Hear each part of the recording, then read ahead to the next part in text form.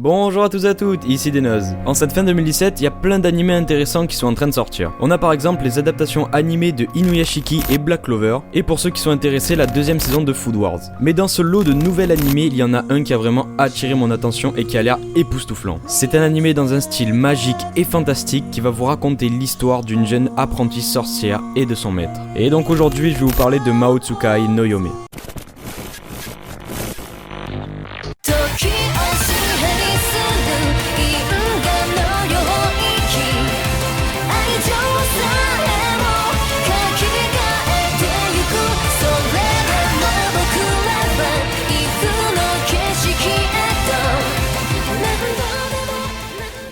Premièrement, laissez-moi vous dire de quoi parle cet animé. Hatori Chise n'a que 16 ans, mais sa vie est bien plus dure que la plupart des gens. C'est une fille sans famille qui a perdu espoir et il semble que toutes les portes lui soient fermées. Mais un jour, une rencontre va changer son destin. Alors qu'elle est au plus bas, un mage mystérieux apparaît devant Chise, lui offrant une chance qu'elle ne pouvait pas refuser. Ce mage qui semble plus proche du démon que de l'homme, va-t-il lui apporter la lumière qu'elle cherche désespérément ou au contraire, la noyer dans les ténèbres? Déjà, il faut savoir qu'avant la sortie de cet animé, il y a eu 3 OAV en 2016 appelé Maotsukai no Yome Oshimatsu Ito. Dans ce court préquel, on nous raconte l'enfance de Chise et je pense que c'est nécessaire de voir ces 3 OAV pour pouvoir poursuivre sur l'anime. En effet, on en apprend beaucoup sur la jeune fille et sur son passé. L'histoire racontée dans ces OAV est d'ailleurs sublime, c'est aussi pour ça que j'ai énormément d'espoir dans Maotsukai no Yome.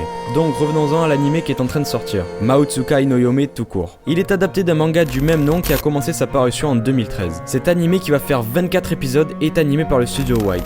Et ce studio, c'est tout simplement le studio d'animation qui a fait SNK. Et par conséquent, laissez-moi vous dire que les animations de Maotsukai no Yome sont parfaites, la direction artistique de l'animé est géniale, que ce soit au niveau des personnages et des décors. Pour ce qui est du son, pour l'instant, on n'en a pas entendu beaucoup, mais j'adore vraiment l'opening et l'ambiance sonore se marie bien avec l'animé. Ensuite, on a les personnages qui sont déjà attachants, surtout si vous avez vu les OAV. Chacun a son charme et il respecte bien le style fantastique et magique de l'animé. Chise est une jeune fille nouvelle à ce monde magique, mais renferme apparemment une très grande puissance. Son évolution risque donc d'être très intéressante, on va pouvoir suivre son apprentissage, ses erreurs et ses choix. Et deuxièmement, on a surtout Elias, un personnage qui est très mystérieux. C'est un sorcier riche et puissant, et l'un des derniers à pratiquer la sorcellerie. En effet, dans cet animé, on va nous décrire 2 types d'utilisateurs de magie. Premièrement, on a les mages, ce sont ceux qui étudient la science et ensuite réécrivent les lois du monde avec leur magie.